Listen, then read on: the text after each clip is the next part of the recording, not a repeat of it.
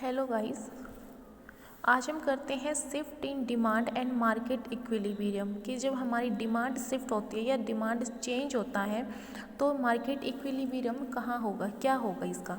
देखिएगा डिमांड में चेंज कैसे कैसे आ सकता है। डिमांड या तो हमारी बढ़ सकती है या कम हो सकती है, दो ही चेंज होंगे।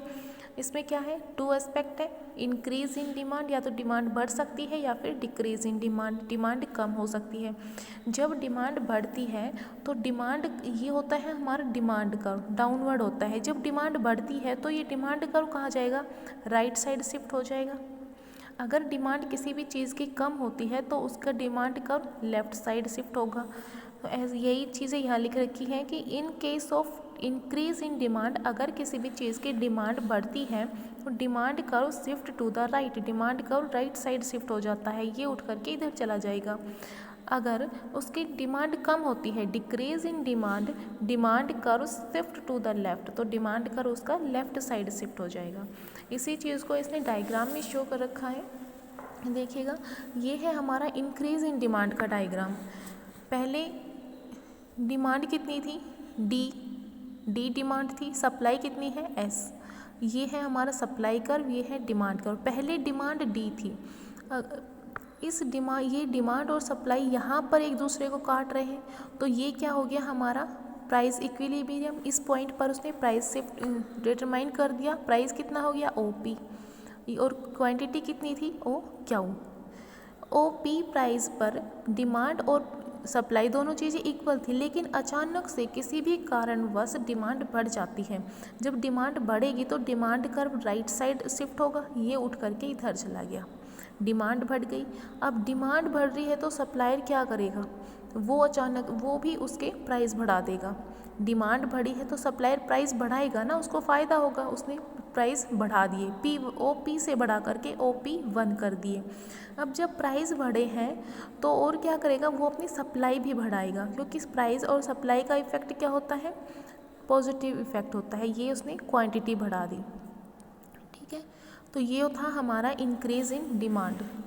अब आता है decrease in demand. Decrease in demand क्या होता है, देखिएगा पहले हमारी सप्लाई कितनी है, एस, और पहले डिमांड कितनी थी, डी। पहले डिमांड यहाँ थी, ये थी डी वर्ड, ठीक है। अगर किसी भी कारण से डिमांड कम हो जाती है, अब डिमांड यहाँ पे कम हुई है तो कम होने का मतलब जो हमारा डिमांड कर्व है वो लेफ़्ट साइड शिफ्ट होगा, ये उठ करके इधर आ गया। अब डिमांड कितनी है, D2 है, पहले D थी अब D2 है। अब जब डिमांड कम हो रही है, मार्केट में प्रोडक्ट ज़्यादा है, वो बिक नहीं रहा, तो उसको बेचने के लिए प्रोड्यूसर क्या करेगा, उसके प्राइस को कम कर देगा। उसमें पहले प्राइस कितने थे, ओ पी पर उसके प्राइस डिमांड और सप्लाई दोनों इक्वल थे, लेकिन किसी भी कारण से अचानक से डिमांड कम हो गई, डी से कम होकर के D2 हो गई। अब डिमांड नहीं हो रही तो वो उसका प्रोडक्ट ख़राब हो जाएगा, उसको बेचने के लिए उसने उसके प्राइस कम कर दिए। ये था डिक्रीज इन डिमांड। यही चीज़ें इसने यहाँ पे लिखी हुई है डिटेल में, इंक्रीज इन डिमांड और डिक्रीज इन डिमांड। अब आता है हमारे पास shift in demand and equilibrium price some exceptional situation की। दो सिचुएशन हो सकती है। दो सिचुएशन क्या हो सकती है शिफ्ट इन डिमांड की, कि या तो हमारा सप्लाई परफेक्टली इलास्टिक हो, या फिर हमारा सप्लाई परफेक्टली इन इलास्टिक हो। परफेक्टली इलास्टिक का मतलब क्या होता है, यहाँ पर हम सप्लाई की बात कर रहे हैं, वह supply of the commodity continue to be perfectly elastic. Perfectly elastic का मतलब होता है कि प्राइस में थोड़ा सा भी अगर चेंज हो जाए तो सप्लाई में बहुत ज़्यादा चेंज हो जाता है। प्राइस में थोड़ा बहुत चेंज होने पर भी सप्लाई में बहुत ज़्यादा चेंज होता है। और परफेक्टली इन इलास्टिक मतलब अगर प्राइस में कितना भी चेंज हो, प्राइस में कुछ भी चेंज हो जाए, लेकिन सप्लाई पर कुछ भी इफेक्ट नहीं पड़ेगा, वो होता है हमारा प्राइस परफेक्टली इन इलास्टिक। तो परफेक्टली इलास्टिक के डायग्राम कैसे बनते हैं ये देखते हैं। पहले देखिएगा परफेक्टली इलास्टिक क्या है, इंक्रीज और decrease in demand for a commodity does not causes any change in it price in case supply of the commodity perfectly elastic. यहाँ पर क्या है, हमारे सप्लाई में बहुत ज़्यादा चेंज होता है, परफेक्टली इलास्टिक है, किसी भी कमोडिटी की सप्लाई परफेक्टली इलास्टिक है। देखिएगा ये क्या है हमारा, ये ऐसा बनता है, परफेक्टली इलास्टिक कर्व को ये ऐसे इस एस कर्व को इसने ऐसे डिनोट कर रखा है, क्योंकि अगर प्राइस में थोड़ा बहुत भी चेंज हो जाएगा तो सप्लाई में बहुत ज़्यादा चेंज होगा। इसमें वही चीज़ें शो कर रही है। वैसे तो इंक्रीज इन डिमांड, पहले हमारी डिमांड कितनी थी, डी थी, डिमांड बढ़ गई तो demand curve right side shift होता है, ये डिमांड कर्व उठ करके D1 हो गया, डी से D1 हो गया। पहले क्वांटिटी कितनी थी हमारी, क्या थी। प्राइस कहाँ डिसाइड करते हैं हम, जहाँ पर हमारे डिमांड और सप्लाई दोनों इक्वल हो। ये हमारा सप्लाई कर्व है, ये हमारा डिमांड कर्व है, पहले ही था। तो प्राइस कितना था, OP था, OP था। अगर किसी कारणवश डिमांड बढ़ जाती है, डिमांड बढ़ गई तो डी से D1 हो गया, D1 हो गया, लेकिन प्राइस में कुछ भी इफेक्ट नहीं पड़ा, क्योंकि प्राइस क्या है यहाँ पर कांस्टेंट है, लेकिन सप्लाई परफेक्टली इलास्टिक है। ऐसे ही ये है, देखिएगा डिक्रीज इन डिमांड, पहले डिमांड कर्व हमारा D था, अब D से ये कम होकर के D2 हो गया। जब डिमांड कम होती है तो D क्या होता है हमारा, demand curve left side shift होता है। तो ये पहले D था, D से D2 हो गया। अब आता है हमारे पास व्हेन, इसकी second situation, when supply is perfectly in elastic, जब सप्लाई कर्व जो होता है हमारा परफेक्टली इन इलास्टिक होता है। इन इलास्टिक का मतलब क्या होता है कि प्राइस में कुछ भी इफेक्ट हो, सप्लाई पर कुछ भी इफेक्ट नहीं पड़ेगा, मतलब सप्लाई कर्व हमारा कांस्टेंट रहता है। देखिएगा, इन ए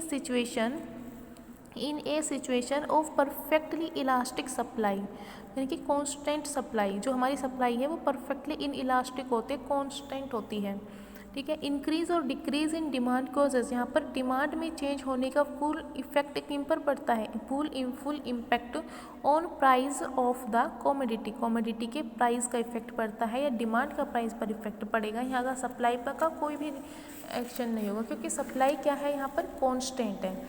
देखिएगा, ये डायग्राम है। अब ये जो supply curve increase in demand को शो कर रहा है, ये जो सप्लाई कर्व है हमारा, ये बिल्कुल कांस्टेंट है, ये परफेक्टली इन इलास्टिक कर्व को शो कर रहा है, इसमें कुछ भी चेंज नहीं होगा। देखिए, जैसे पहले हमारे प्राइस कितने थे, OP थे, OP पर डिमांड कितनी हो रही थी, डी क्वांटिटी की हमारी डिमांड हो रही थी, लेकिन जब डिमांड बढ़ गई, डिमांड बढ़ी है तो डिमांड कर्व हमारा राइट साइड शिफ्ट होगा, ये उठ करके D1 आ गया।